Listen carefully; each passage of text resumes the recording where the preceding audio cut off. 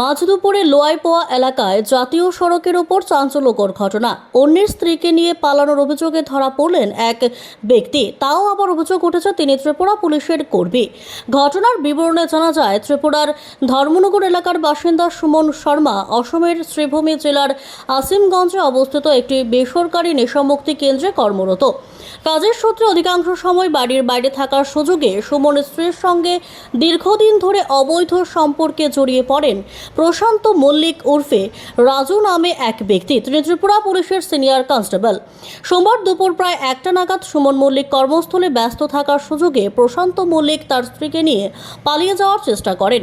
বিষয়টি জানতে পেরে সুমন শর্মা ও তার সহকর্মীরা দ্রুত তাদের পিছু নেয়। অবশেষে লোয়াইপোয়া বিদ্যুৎ বিভাগের কার্যালয়ের সামনে এসে তাদের আটক করতে সক্ষম হয় তারা। এরপরই এলাকায় উত্তেজনা ছড়িয়ে পড়ে এবং জাতীয় সড়কে তৈরি হয় বিশৃঙ্খল পরিস্থিতি। দুজনকেই উত্তেজিত জনতা উত্তম মাধ্যম দেয়। পরে খবর পেয়ে বাজারিছড়া থানার পুলিশ ঘটনাস্থলে পৌঁছে অভিযুক্ত প্রশান্ত মল্লিক এবং মহিলাকে আটক করে থানায় নিয়ে যায়। বর্তমানে পুরো ঘটনাকে কেন্দ্র করে এলাকায় চাঞ্চল্যের সৃষ্টি হয়েছে। পুলিশ ঘটনার তদন্ত শুরু করেছে। Bureau report, news all Times.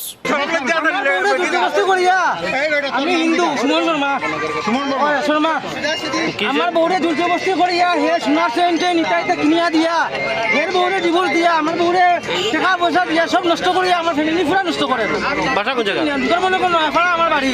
আমি বাড়িতে থাকি না, আজকে 5 বছর থেকে থাকি আসিমগঞ্জ। কি নাম আপনার? আমার নাম সুমন শর্মা, দীপ্ত শর্মা নাম।